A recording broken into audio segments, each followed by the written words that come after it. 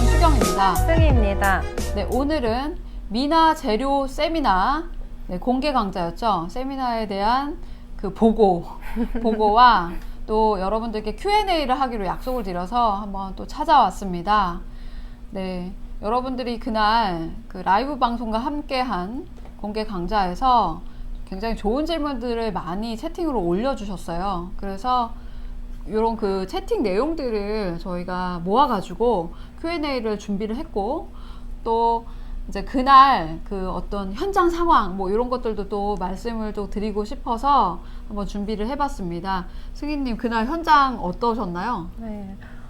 저 네. 처음 준비하다 보니까 긴장을 엄청 많이 했는데 다들 엄청 관심 있게 들어주시고 질문도 많이 해주시고 하셔서 되게 의미 있는 시간이 됐던 것 같고요. 네. 그날 제가 준비하면서 좀 많이 신경 써드리고 싶었던 부분이 아무래도 접하기 어려우셨던 재료라든지 하는 부분을 직접 보고 만질 수 있는 시간을 좀 네. 가졌으면 좋겠다라고 생각을 했었는데, 아무래도 라이브 방송으로 접하셨던 분들은 좀 자세하게 보시기가 좀 어려우셨을 것 같아서 이번 Q&A에도 좀 자세하게 실을 수 있도록 노력을 했습니다.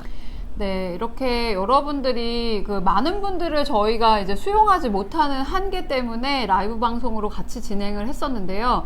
라이브 방송 보셨던 분들도 질문들을 굉장히 심도 있게 남겨주셨던 거예요. 그래서 그 질문들 하나하나 좀 모아서 이렇게 정리를 하다 보니까 저희들도 좀 공부가 많이 됐던 것 같습니다. 그래서 이런 부분들 한번 하나하나 짚어보도록 하겠습니다. 그러면 첫 번째 질문으로 바로 시작을 하도록 하겠습니다. 네, 첫 번째 질문.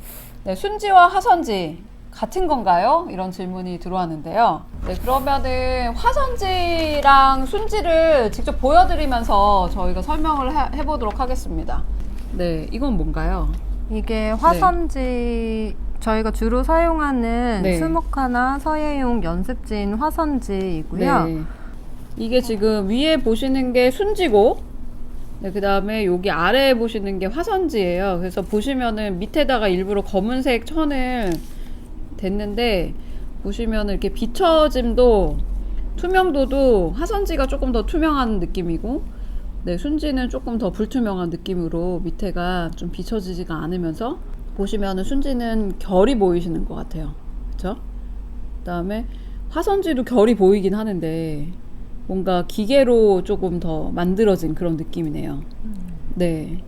화선지랑 순지의 차이점은 뭔가요? 가장 큰 차이는 원료의 차이라고 볼 수 있는데, 네. 화선지 같은 경우에는 짧은 펄프 섬유를 잘게 다져서 만들어지는 종이이고, 네네. 순지 같은 경우에는 긴 닭섬유를 종이물로 만들어서 떠내는 방식으로 만들어졌다고 볼 수 있습니다. 네. 저희 한지 중에서도 화선지로 불리는 종이가 있는데, 네네. 그 순지 화선지 같은 경우에는 기본적으로 펄프 섬유를 원료로 해서 만들지만 거기에 닭 섬유를 일부 첨가해서 좀 더 질기고 질긴 종이로 만든 종이라고 볼 수 있습니다. 아, 그렇군요. 네. 네, 두 번째 질문이 좀 길어서 먼저 한번 읽어봐 네. 드릴게요. 화방에 가면 수채화 용지나 그 외의 종이는 브랜드와 크기가 정확히 정해져 있는데, 한지의 경우에는 어느 화방에서 어떤 걸 구입할지 정확히 모르겠습니다. 네. 종이 종류가 엄청 다양한데 작업할 종이 선택의 기준이 있나요? 라는 질문 해주셨습니다. 네, 되게 좋은 질문 같아요. 네, 처음 하시는 분들이 당연하게 생각하실 수 있는 질문인 것 같아요. 네. 일반적으로 이제 순지나 이제 화선지 사이즈가 전지 사이즈로 보시면은 가로 130에 세로 70 이렇게 된다고 보시면 될 것 같아요. 그래서 그 130 정도면은 이제 여러분들이 키로 생각을 하시면은 어린이들 키 정도로 생각을 하시면 될 것 같고, 세로가 70이기 때문에 이제 가로로 길게 좀 쓰는, 네, 길이감도 좀 있고 130 가로 130에 세로 70이다 이렇게 보시면 될 것 같고, 요거를 이제 잘라서 사용을 하게 되십니다. 그래서 여러분들 작품 사이즈에 맞게 사용을 하시면 되겠습니다.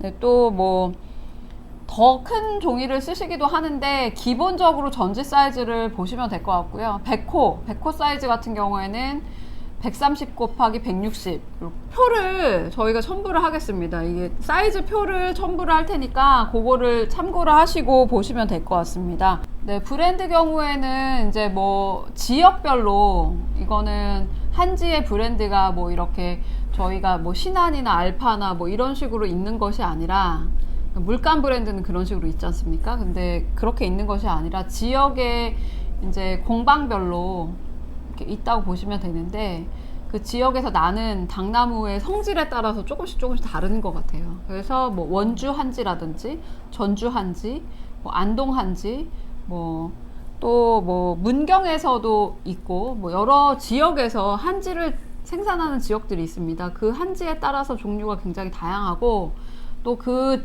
지역에서 나는 한지에서도 굉장히 두께별로도 뭐 이렇게 다양하게 성질이 또 나눠지기 때문에 이렇게 뭐 인사동에 나가셔가지고 여러 가지 종이들의 종류를 조금씩 써보시는 것도 하나의 좀 방법이 될 수 있을 것 같습니다. 네. 처음 시작하시는 분들 같은 경우에는 종류가 너무 여러 가지가 있다 보면 오히려 좀 고르기가 어려우실 수도 있으니까, 저희 인사동 방문하시면 거의 대부분의 가게에서 종이도 같이 취급을 하고 있습니다. 채색화용으로 적당한 순지를 추천받아서 일단 한 종류를 써보시고, 네. 그 종이를 기준으로 해서 다른 지역별 한지라든지 뭐 지역사별 한지를 사용해 보시면서 나에게 맞는 종이를 찾아가 보시는 것도 방법일 것 같습니다. 네. 자, 그러면 다음 질문 이어가겠습니다. 네, 세 번째 질문. 초보자의 경우 순지를 사용하는 게 나은가요? 장지를 사용하는 게 나은가요? 라는 질문을 해주셨어요. 그래서 순지와 장지가 과연 어떤 차이가 있는지도 굉장히 궁금하실 것 같아요. 네. 예, 종이를 준비하셨나요? 종이도 준비했어요. 예, 그러면. 이 두 개는 같은 지역에서 난 네. 종이인데요. 예. 그 위쪽에 있는 게 순지이고 네. 아래쪽에 있는 게 장지인데, 그 투명도의 차이가 굉장히 있네요. 네, 두께감의 차이 때문에 그런데요. 네. 일반적으로 그 순지 같은 경우에는 얇은 한 겹의 한지를 말을 하고, 네. 장지 같은 경우에는 그런 순지를 2장 또는 3장 이상 겹쳐서 만든 두꺼운 종이를 말합니다. 종이가 두께가 있는 만큼 그만큼 흡수력도 뛰어나다고 볼 수가 있는데요. 흡수력이 뛰어나기 때문에 물감이나 채색을 조금 더 여러 번 할 수 있다는 장점이 있습니다. 네. 그래서 이제 초보자 경우에는 어떤 종이를 뭐 쓰는 게 좋을까요? 순지의 경우에도 충분히 여러 번 채색을 올려서 표현하는 채색화의 매력을 담아낼 수가 있는 종이이기 때문에, 네. 처음 시작하시는 분이라면 순지로 먼저 시도를 한번 해보시고, 네. 좀 더 깊이 있는 채색을 해보고 싶으시다 하시면은 장지를 사용해 보시는 것도 좋을 것 같습니다. 네. 아무래도 진채, 그러니까 채색을 많이 올리신다고 생각을 하시면은 장지를 쓰시는 게 좋고, 채색화 입문자들은 순지를 사용하시는 것이 좋을 것 같다는 생각이 듭니다. 네, 그럼 네 번째 질문 또 이어가도록 하겠습니다. 네 번째 어떤 질문인가요? 동양화 중에서 오히려 번짐을 이용하는 그림을 그리려면 어떤 한지에 그리면 되나요? 라는 질문입니다. 네. 번짐을 이용한 그림은 화선지가 적합하다고 이제 저희가 얘기를 좀 했는데, 번짐의 경우에는 악교로도 컨트롤할 수 있는 경우가 있습니다. 그래서 많이 번지게 하실 거면은 얇은 화선지나 얇은 순지를 이용하시는 게 좋고, 그 다음에 번짐을 많이 하시고 싶다면 악교 포수를 조금 약하게 하셔가지고 더 번짐을 활용하는 그런 그림을 그리실 수가 있을 것 같습니다. 로 번짐을 컨트롤하면서 그릴 수 있는 그림도 있지만, 민화 중에서도 수묵 기법을 사용해서 수묵으로 그린 후에 옅게 채색을 올리거나 진하게 채색을 올려서 표현하는 것을 수묵 담채화나 수묵 채색화라고도 불리는데, 꼭 채색화 방법이 아니더라도 다양한 기법으로 색을 활용해서 그림을 그릴 수 있습니다. 네. 그러면 다음 질문으로 또 넘어가도록 하겠습니다. 네, 다음 질문. 악교는 유통기한이 있나요? 라는 질문입니다. 네. 악교는 이거는 유통기한에 대해서는 또 세미나 때 얘기를 드렸는데, 악교 같은 경우에는 오랫동안 보관을 할 수가 있습니다. 다만 고체 상태일 경우, 고체 상태일 경우에는 몇 년씩도 보관을 할 수가 있습니다. 그렇지만 만약에 액체 상태로 하실 경우에는 금방 또 쓰셔야 돼요. 그래서 어느 정도 보관할 수 있나요? 저희 물에 불려서 녹인 악교 같은 경우에는 냉장 보관할 경우에는 이틀에서 3일 정도 두었다가도 사용하실 수 있다고 보시면 되는데요. 길게는 일주일 정도도 가능하지만 냉장 보관을 오래 한 경우에는 악교가 상할 수도 있기 때문에 가급적이면 빨리 사용하시는 것을 권해드립니다. 저희 냉장 보관한 악교 같은 경우에는 액체 상태로 그대로 있는 것이 아니고 약간 물렁한 젤리 상태로 변하게 되는데요. 이런 경우에는 중탕을 하거나 따뜻한 물에 넣어서 악교를 좀 더 녹여서 액체 상태로 만든 뒤에 다시 사용하게 됩니다. 녹였다 냉장했다 녹였다 냉장하면 악교가 빨리 상할 수 있기 때문에 가급적 쓰실 때마다 만들어 사용하시는 것을 권해드립니다. 네, 그리고 일단은 뭐 세미나 때도 제가 말씀드리긴 했는데 굉장히 이제 부패하게 되면 악교가 부패하게 되면은 예, 상당히 고약한 냄새가 나기 때문에 얼른 쓰시고 버리는 식으로 하시는 게 좋고요. 제가 이제 작품을 할 때 사용하는 경우에는 그때그때 쓸 분량만 녹여가지고 만드는 식으로 이제 작업을 했습니다. 그래서 너무 한꺼번에 많이 만들어 놓으시기보다는 쓸 분량만 사용하시는 게 가장 절약할 수 있는 그런 방법이죠. 네. 다음 질문으로 넘어가도록 하겠습니다. 네. 악교의 차이가 접착성이 다르다는 차이만 있는 것인가요? 채색에 있어 물악교, 알악교, 막대악교별 차이가 있는 것인가요? 이렇게 물어보셨는데 제가 세미나 때 한 가지 말씀드린 것 중에 정정할 사항이 하나 있어서 말씀을 드리겠습니다. 악교별로 이제 접착성에 그 약간의 차이가 있다 이런 얘기를 드렸었는데 제가 이제 Q&A 답하다가 막대악교보다 알악교가 접착성이 강한 것인데 막대악교가 제일 강하다고 말씀드린 점 다시 정정합니다. 일단은 물악교가 제일 약하고요. 그 다음에 두 번째가 막대악교, 세 번째가 알악교. 이렇게 알악교가 가장 점성이 높다고 보시면 되겠습니다. 네, 그 부분 정정해 드리겠습니다. 네, 그러면은 과연 이 그 악교 종류별로 접착성의 차이만 있는 것인가 아니면은 다른 차이가 있는 것인가 요걸 좀 답을 해주시죠. 악교 박사님이시니까. 네.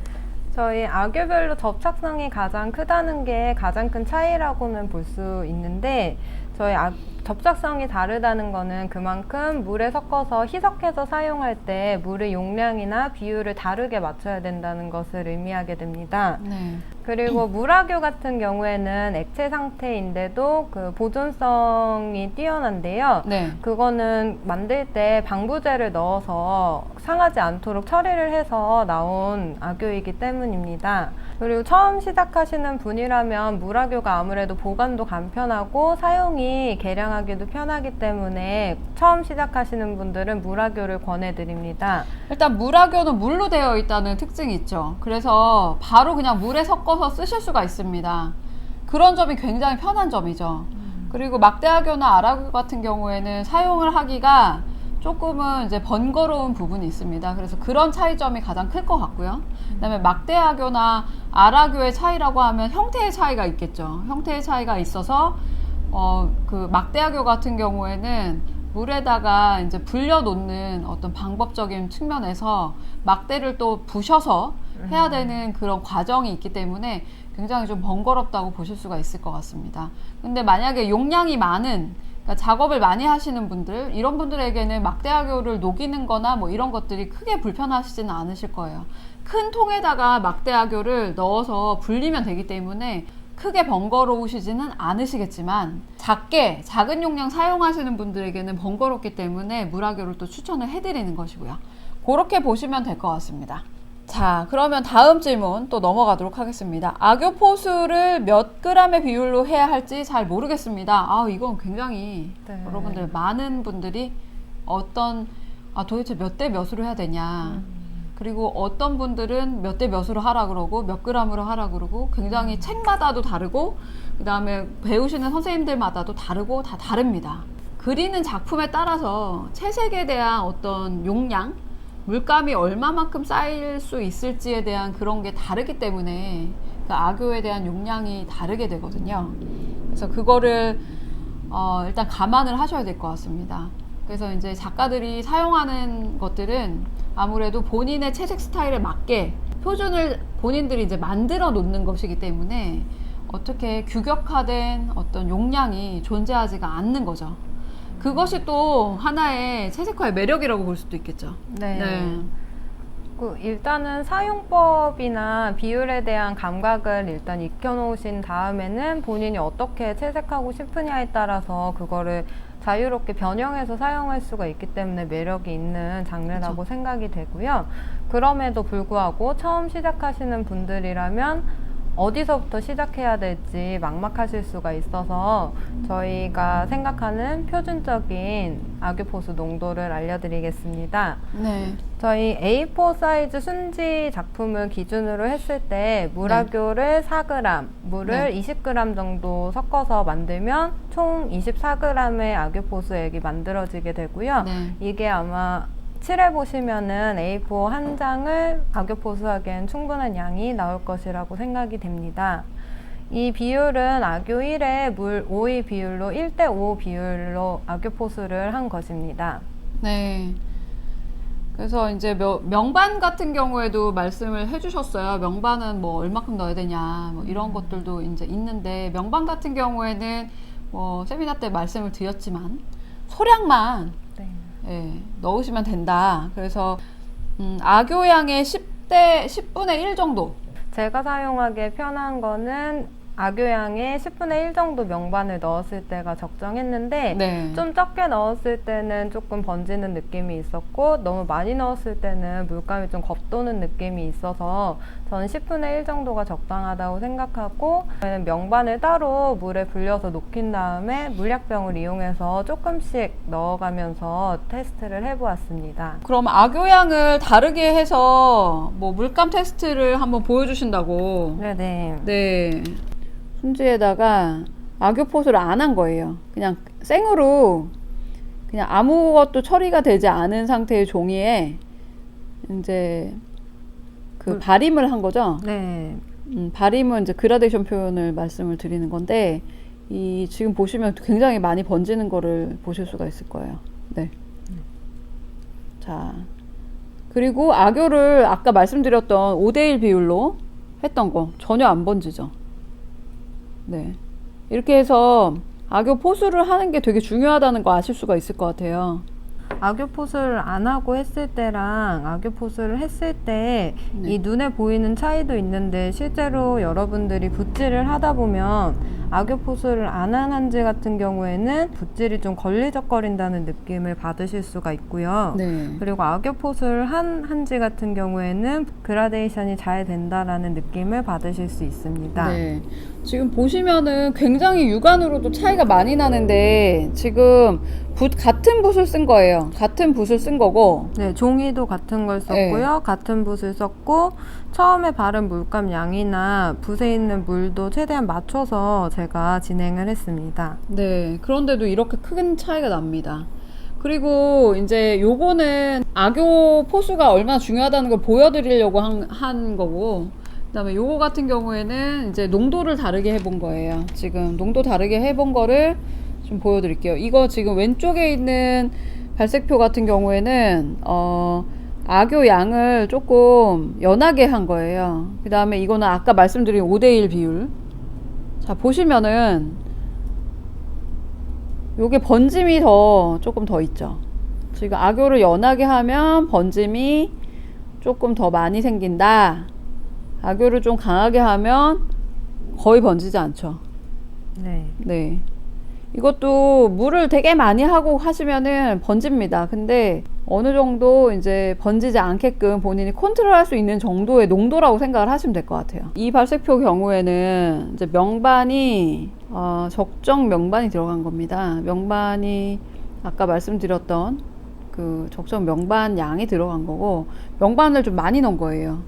근데 거의 뭐 차이가 육안으로 안 보이실 수 있는데, 지금 보시면은 조금 희끗희끗하게 보이는 것을 보실 수가 있을 거예요.